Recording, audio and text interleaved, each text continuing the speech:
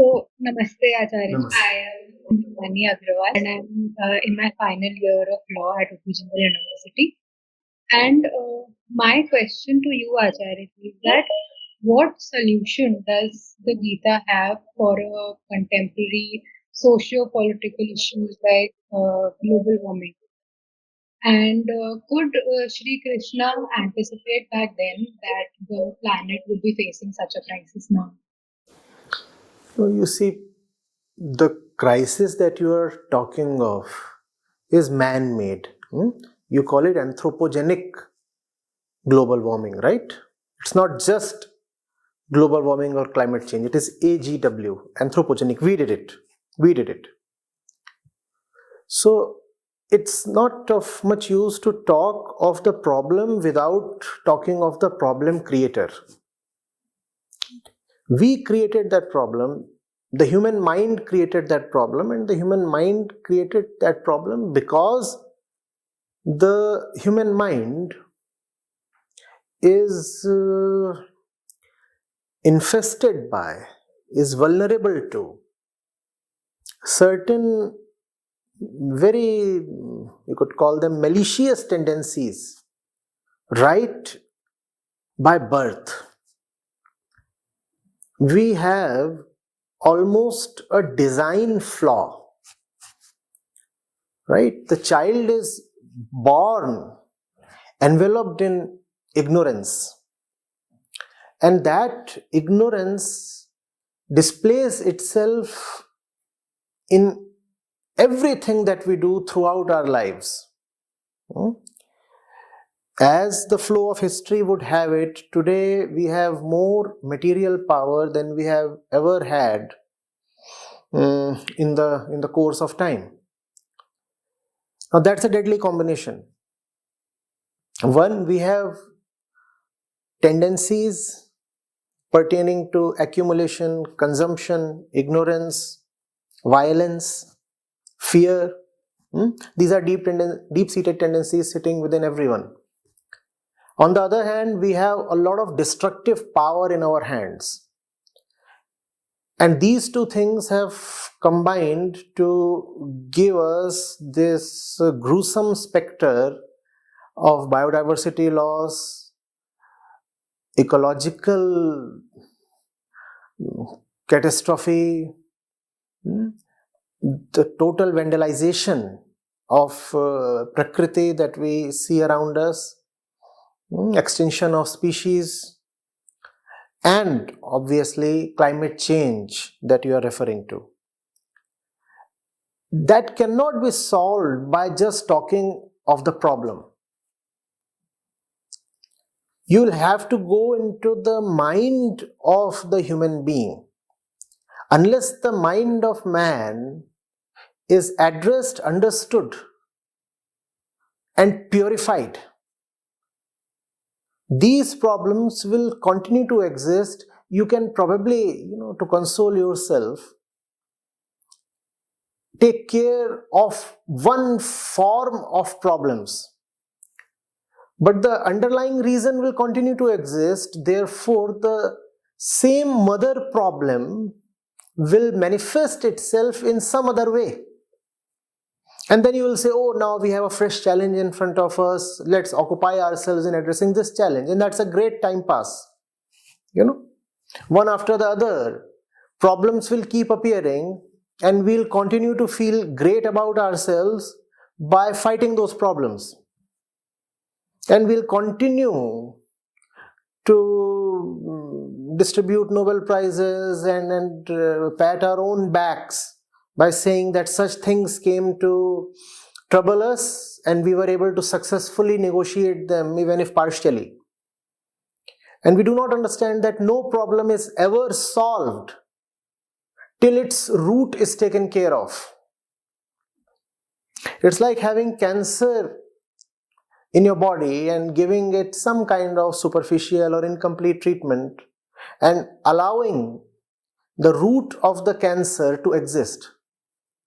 And there will be metastasis.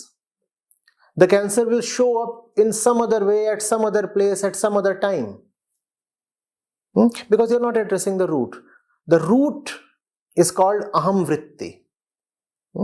The entire scripture of Bhagavad Gita, the entire domain of Vedanta is devoted to nothing but this one thing. How to placate that primordial tendency, that ancient animal within man. Outwardly we are cultured and civilized. Inwardly we carry what I just referred to as an ancient animal. That ancient animal has started working on laptops and wearing modern clothes and speaking contemporary jargon, but it wants just the same things as animals in the jungle do, but in a far more powerful and destructive way. So all religious scriptures, and I am especially referring to Vedanta here, and Gita is one of the three canonical texts in the Prasthantrayi of Vedanta, they have no other business to take care of. This is the one thing that they want to take care of, the root problem, the mother troublemaker. Unfortunately, a lot of our energy and attention goes towards clipping the leaves, the twigs, the branches of the problem tree. And that helps us remain blissfully ignorant about ourselves. That helps us continue our worldly business as it does. That helps us evade the real problem. Because if you address the real problem, you'll have to admit that there are 1,000 times more problems than you ever acknowledged. You acknowledge one problem as a problem, and the other 99 things in your life you take as normal. Whereas the fact is that all 1,000 decisions or actions or things in your life are coming from the same problemed and diseased center.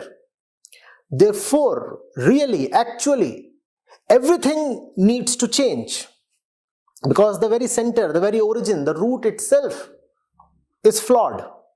We do not want to address the root, and that's the extent of our delusion. That's what is referred to as Maya. You suffer, but you want to continue suffering. Not only that, to remain in your suffering state, you just take care of teeny weeny little peripheral symptoms of suffering. That's what man is designed to do. Scriptures like the Bhagavad Gita want to disrupt that design. They want to do something that is actually against our Prakritic constitution. As we are born, we are really not predisposed towards the truth or liberation or freedom. We are designed to remain in bondages and continue suffering in our problems. Gita is like a circuit breaker. The Gita is an intruder. So are the Upanishads. So are the Vedanta Sutras.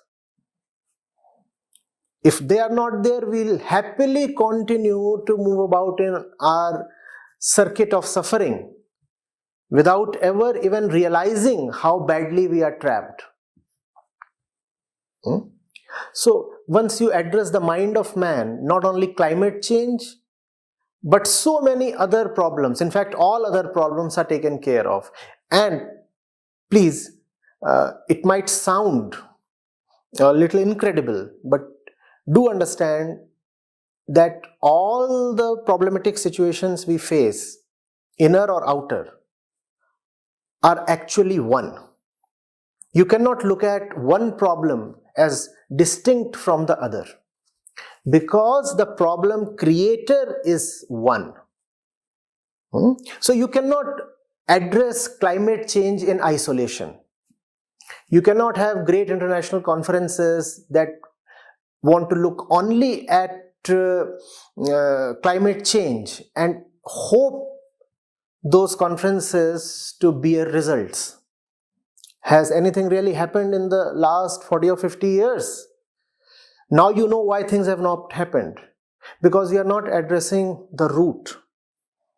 Unless there is wisdom education in family and in the curricula of schools, colleges, universities, unless the very wisdom quotient of the population in general is uplifted, we will just continue to hop from one problem to the other.